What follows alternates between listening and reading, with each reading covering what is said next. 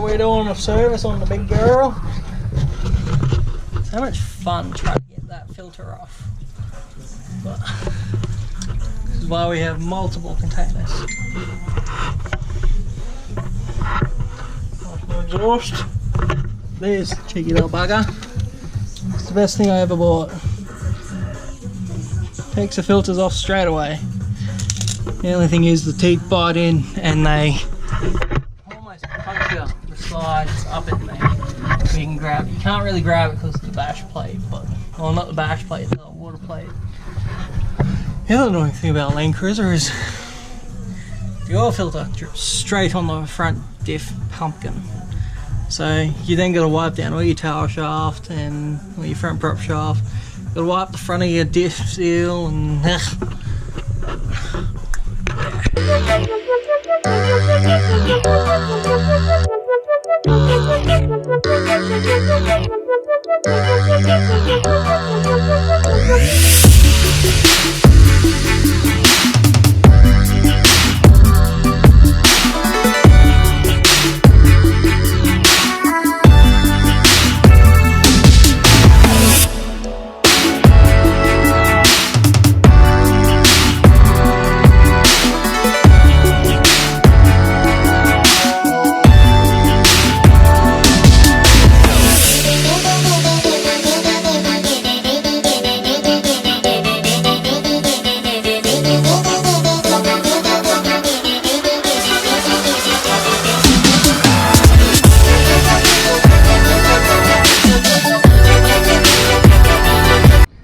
the other thing you got to do is make sure you check your new oil filter, make sure the O-ring's in where it's meant to be, and just check it for any debris on your threads. And then what you do is you grab your oil. Lucky for me, I've got a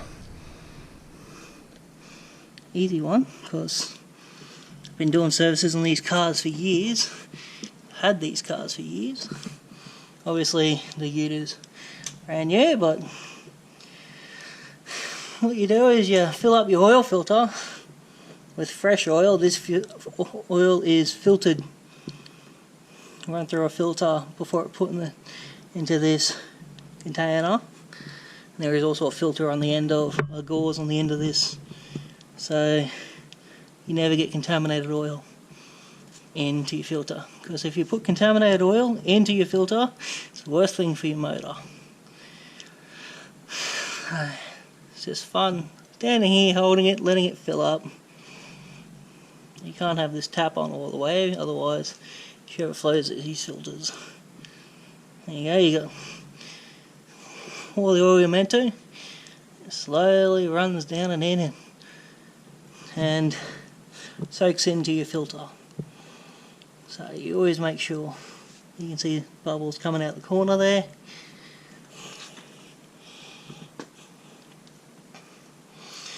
There, just make sure the filter's 99% full.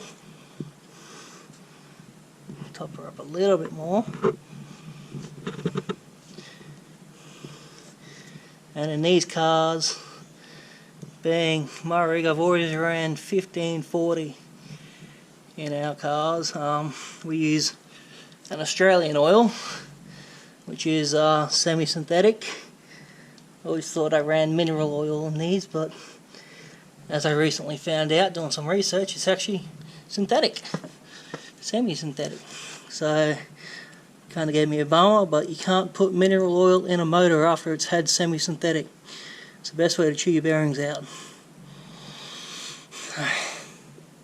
So you just make sure that filter's 99% full of oil. So that there should be enough. Just let that soak and you watch it, and you put a little bit of oil on that O-ring. Clean the O-ring surface, make sure it's clean of debris, and put it right in. Yeehaw.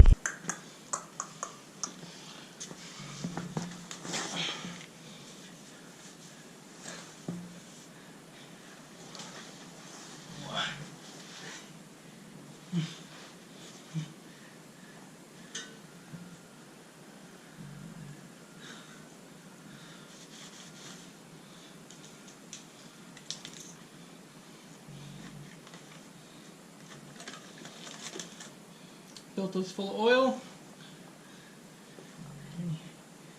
Best plan, how are you gonna put it in here first? Then you spin it backwards. Make sure it doesn't cross thread, because you won't cross thread the filter. You'll cross thread the thread on the motor. Luckily, on the 60 series, the thread for your oil filter is a male thread, so you can actually get a socket in there. I think it's like a 32mm deep socket. You can put a socket on it and undo the threads, because try to build stuff where it's fixable. I mean, not that turds ever really need fixing. So, as your filter on, you just wait for the drip to stop out of the sump and clean the sump plug. You change your O-ring on the top of your sump plug to a new one, because you can reuse them, but I probably won't reuse that because it's actually got a nice little gouge in it. So again, this motor is only 10,000 kilometers old now. She's early for a service, but considering we're going to cover at least, I'd say at least 350 kilometers tomorrow, it's better to do the service prior than after, because I'm going full drive and stuff. I don't want to have, it doesn't really bother, it's not going to get better or anything, but you don't want to leave your services go too long. You'd rather have your service done a little bit prior, while the oil's still got good viscosity. Again, this motor's, well, the old filter had, well, engine done 2,000 kilometers, and it had its warranty service and head retorque and done the valve lash, and then I done it again at 6 when I dropped the gearbox oil, and now I'm just doing it at 10 because I like doing it every 5 to 8,000 kilometers normally. All my old cars and Dad's full drive, I do it every 10. But this rig, I want to take care of it because it's, you know, ground up brand new, pretty much from where I stand. You know, I've done that much work on it, so yeah, just make sure your sump plug is nice and clean. I even clean out the little hole inside it, so you get a lot of carbon and crap built up in that bung. So yeah, we'll wait for this to stop leaking. I'll get a new O-ring or gasket and we'll put it back in, put more oil in it. The other thing you're best off doing as well is grab yourself a little Sharpie or a Nico, something permanent, and after putting your filter on, if you know how many kilometres are on your odometer or your motor, write it on the bottom of your filter. So next time you're under your car doing servicing, general maintenance and checkups, you can see. It's a good reminder than having it written on your windscreen, because I'm under this thing every couple of weeks to a month, making sure it's all nice, nothing's leaking. Every day I use it. As soon as you open the door, just make sure there's no leaks under here. So we were done at... Of course I've got a Nico, it doesn't work. I need another Nico.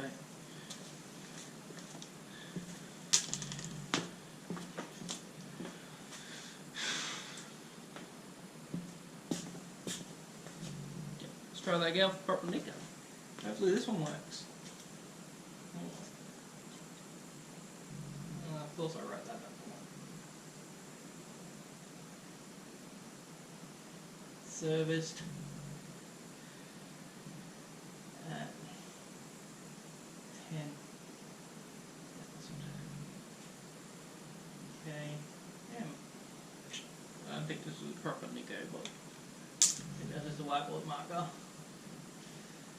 Yeah, it is. But you get the... Righto, so now we're gonna fill this bugger back up. The sump plugs in. You see down in there, you can just see the oil filter, which is white. The thing I love about the 4wding is you don't have to do much to stick that bugger there. Grab this slightly heavy bugger. I always spill this when I go to fill it back up. No matter how careful I am, I always spill it. Oh, look at that. Then we just open that up and let it go. So, with the 2H, you can't actually just let this go, because literally between cylinder 3 and 4 you have your crankcase vent that goes back to your throttle body. But luckily, 4wding, the crankcase vent's all the way up over here, which then goes down, so it'll actually never get oil into it. So you can just let that drain. So again, while you're under here, you just walk around the engine bay, have a look. Check your brake fluid and your clutch, which are both good. I've only just been working on that bugger again. I've had issues, so about that, you know, just let that fill the sump, and most of that will end up in it because she's a 10 litre anyway. Now, as I was saying before, my GoPro and whatnot want to play up, while you're filling it, you also have a look back under the car, see if there's any dribbles or anything out from around the sump plug. So if there are, stop filling it and tension it up, or try not to let the oil back out, because sometimes oil is expensive. So we'll just shoot that there on the battery and watch you fill her up. Now that we're done checking the oil, you quickly just put the cap back on, you start it.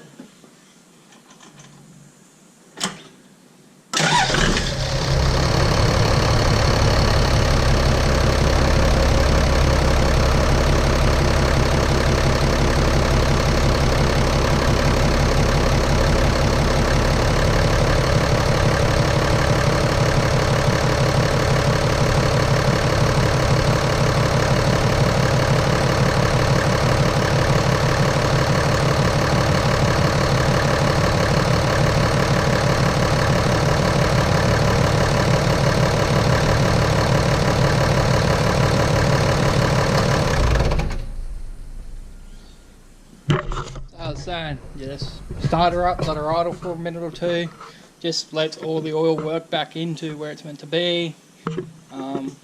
That way you can get an accurate dipstick reading. Again, because you fill the oil filter, you shouldn't lose much out of the sump once you start it. In this case, I'd say we're a little bit overfull, which won't really hurt it. These things, you can overfill them a little bit, not like common motors where if you overfill them ever so slightly, they have issues. This being a decent donk, an old school girl, you should be able to deal with a little bit extra oil in the sump. If anything, it's a lot better. But you're going to pull the dipstick, just check your colour of your oil and where your oil is. So there, we're a little bit overfull, but that won't really hurt it. Again, I've run these things overfull that much before and I've never had an issue. So, can't tell I've been driving some dirt roads with this thing. It is meant to be a black intake. As you can see, it's meant to be black. Yeah. So, we'll just give it another sec and we'll check it again. No, same thing, I'm always using a clean part of the cloth. So there's heaps of dirt on it. I'm keeping the dirt where the dirt is. And I'll use a clean part of the cloth. But I'll throw this cloth out and I'll put another cloth in here. So, but again, I check this car that regularly. It's just preventative. Keeps an eye on how much oil or anything you're using, if you're using any oil. Beauty. She's a little bit full, but not too bad. So, just tuck the rag back in under there. I can sit here for a little while. I checked my radiator yesterday, so good thing with these, when you hear the water up in here, there's a little pocket. You want a little pocket. So, yeah. That's us for under the bonnet now. She's ready for tomorrow. Big girl.